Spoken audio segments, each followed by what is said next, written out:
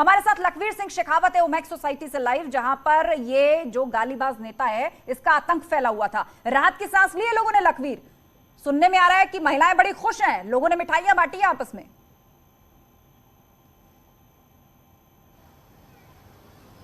बिल्कुल आस्था, जिस प्रकार से गालीबाज नेता जो श्रीकांत त्यागी हैं वो लगातार सुर्खियों में थे और ग्रैंड ओमैक्स सोसाइटी है उनकी जनता में अब कहीं ना कहीं संतुष्टि फैल रही है।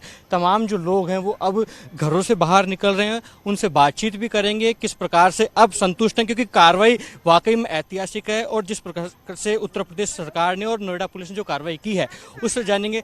आप बताइएगा किस प्रकार से देखते हैं अब कार्रवाई हो गई है और कितना संतुष्ट मानते हैं इस कार्रवाई? अच्छी बात है और हम सब खुश हैं। बस हम ये चाहते हैं कि आगे भी हमारी सुरक्षा बनी रहे और जो पार्टी है और यहाँ का जो प्रशासन है, भारतीय जनता पार्टी है, वो उनके ऊपर कड़ी से कड़ी कार्रवाई करे और इंश्योर करे कि उनको बेल नहीं मिले। और इस तरह का जो कल्चर है कि जहाँ पे लोग राजनेताओं के शेयर लेते हैं और ये दबंगई करते हैं और उनका शेयर लेकर लोगों के साथ बुरा व्यवहार करते हैं और संपत्ति अपनी दूसरों की हड़पते हैं, सोसाइटीज़ में आकर मतलब सबको डिस्टर्ब करते हैं, तो ये कल्चर खत्म हो, ये हम चाहते हैं। मैम, सरकार और प्रशासन की कितनी बड़ी उपलब्धि आप मानती हैं कि जिस प्रकार से अभद्रता उन्होंने की अब वो स्वीकार रहे हैं कि बहुत बड़ी गलती हो गई, उन्हें ये नहीं करना चाहिए था? तो सरकार और प्रशासन के जो बारे में महिलाएं हैं वहां पर लखवीर वो काफी संतुष्ट भी हैं और अब ये उम्मीद कर रही हैं कि जिस तरह सरकार ने इसको और इसके साथियों को दबोचा है, अब आगे भी सख्त कार्रवाई हो और समाज में एक मैसेज जाए। आप सभी हमारे साथ बने रहेंगे। मनोज जी, आप सभी संवाददाताओं की बात सुन रहे हैं और जो महत्वपूर्ण फैक्ट निकल कर आया वो ये कि सरकार किसी की भी रही हो, इस श्रीकांत त्यागी पर मामले दर्ज हुए हैं, तो क्या इसको राजनीति में उलझाना सही है?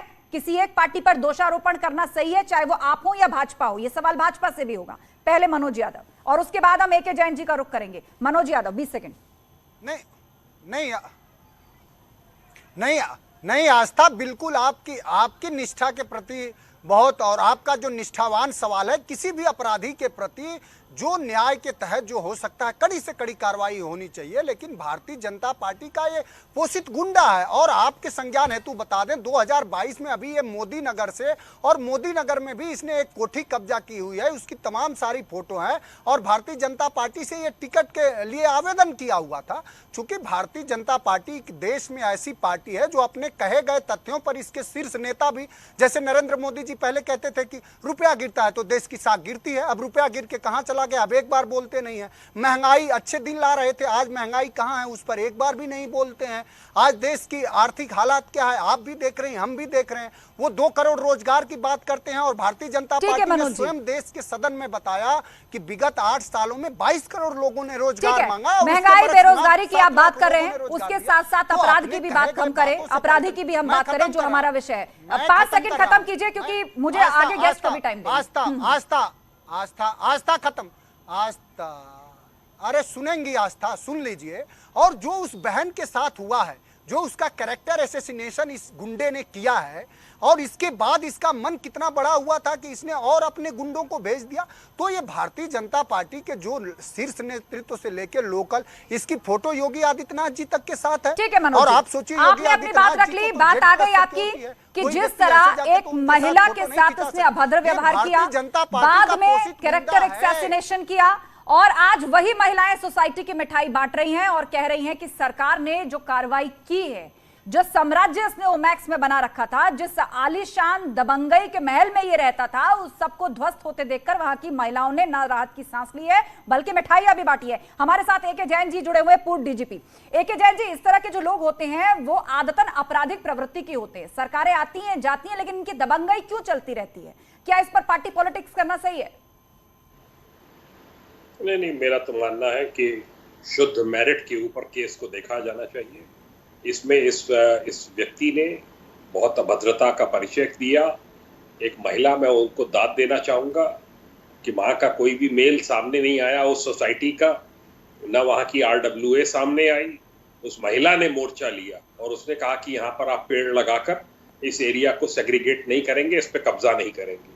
ये उनको बधाई दी जानी चाहिए कि उन्होंने एक स्टैंड लिया और यूपी पुलिस के द्वारा फौरी कार्रवाई की गई है। और मैं समझता हूं कि जो गैंगस्टर एक्ट लगाया गया है सही लगाया गया है।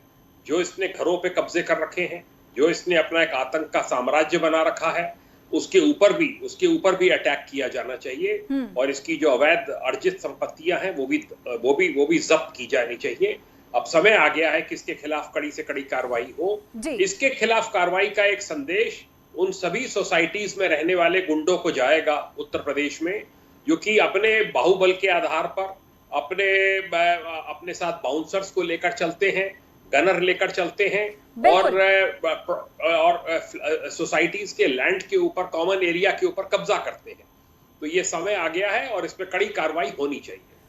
बिल्कुल। आनंद दुबे है हमारे साथ, भाजपा प्रवक्ता। आनंद जी, विपक्ष आपको बार बार यही कहकर घेर रहा है कि कार्रवाई या अरेस्टिंग में इतनी देर क्यों हुई? आप सेम डे भी अरेस्ट कर सकते थे, आखिर 2 से 3 दिन लग गए। जी देखिए आस्था जी, एक चीज बड़ी स्पष्ट कहना चाहूंगा कि भाजपा का और मुख्यमंत्री योगी आदित्यनाथ जी पहले दिन से स्टैंड बहुत क्लियर, जो भी कानून के खिलाफ जाएगा वो सलाखों के पीछे पहुंचेगा, चाहे वो भाजपा से जुड़ा व्यक्ति हो, चाहे विपक्ष से जुड़ा व्यक्ति हो। एक चीज। दूसरी चीज, जब ये घटना हुई तो मुझे याद है फेसबुक, ट्विटर पर समाजवादी पार्टी के कई लोगों ने लिखा कि क्या मुख्यमंत्री जी बुलडोजर चलवाएंगे, क्या उसकी गिरफ्तारी होगी? अरे हमने बुलडोजर भी चलाया, हमने गिरफ्तारी करके भी दिखाई। लेकिन आप बताइए ना कि आप गायत्री प्रजापति को लेकर घुमाते रहे एक रेप के आरोपी को, जिसने एक महिला से और उसकी बच्ची से रेप तक किया, और सुप्रीम कोर्ट के आदेश के बाद उसके खिलाफ जो है वो कार्रवाई होती है, उसके बावजूद भी आप उसकी गिरफ्तारी नहीं होने देते थे, आप शासन प्रशासन का उपयोग नहीं होने देते थे। ये कौन करता था? और आप बात कर रहे हैं तस्वीरों की। अरे तस्वीरें तो इस देश के प्रधानमंत्री के साथ यासीन मलिक की भी है, मनमोहन सिंह जी के साथ, और आपके नेता की जो है आतंकवादी के पिताजी के साथ भी है। तो इसका क्या मतलब है कि उनके वही रिश्ते होते हैं? तो कम से कम तस्वीरों पर न जाए। हाँ, एक चीज जरूर है कि उत्तर प्रदेश में जो कोई भी कानून के खिलाफ काम करेगा उसके खिलाफ सख्त से सख्त कार्रवाई होगी। अंतर नजरिया का, हमने जैसे घटना संज्ञान में आई तुरंत कार्रवाई। समाजवादी पार्टी के समय में क्या होता था? गुंडे माफियाओं को बढ़ाने का काम होता था। मुख्तार अंसारी जैसे लोगों को किसने गुंडा बनाया? किसने इतना बड़ा नेता बनाया? बताएं, भाजपा ने टिकट दिया क्या? ठीक है, मनोज जी बोल रहे हैं कुछ। ये जितने भी लोग हैं, ये धनंजय सिंह पर सवाल उठाते हैं। इनसे पूछे कि धनंजय सिंह को विधायक और सांसद किसने बनाया? अच्छा ठीक है, मनोज यादव पार्टी ने नहीं बनाया। ये कर रहा हूं, आनंद जी को कह रहा हूं कि मूर्खता के आधार पर बहस करने से अच्छा होगा कि एनसीआरबी की रिपोर्ट पढ़ो। अभी चंदौली में एक बेटी की हत्या किसने की आपको पता है? अभी इलाहाबाद में आपकी तो पूरी पार्टी मूढ़ों की पार्टी है, जाहिलों की पार्टी है, गवारों की पार्टी है। कौन था आपको पता है? और सेंगर कौन था आपको पता है? सेंगर क्या लगते हैं आपके? सेंगर आपके क्या लगते हैं?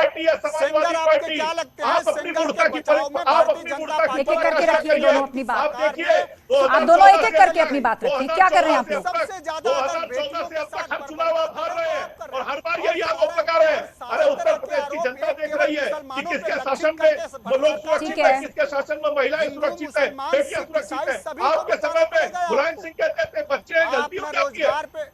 आप रोजगार के पैमाने पर फेल हो। रुक जाइए आनंद दुबे, आनंद दुबे रुक जाइए। 10 सेकंड बात पूरी करेंगे मनोज, 10 सेकंड बात पूरी करेंगे मनोज यादव, उसके बाद आनंद दुबे जवाब देंगे। रुक जाइए आनंद दुबे प्लीज होल्ड, रुक जाइए। मनोज यादव की आवाज जाएगी। आप लोग एक एक करके बात रखिए, एक एक करके बात रखिए। नहीं सकते हो।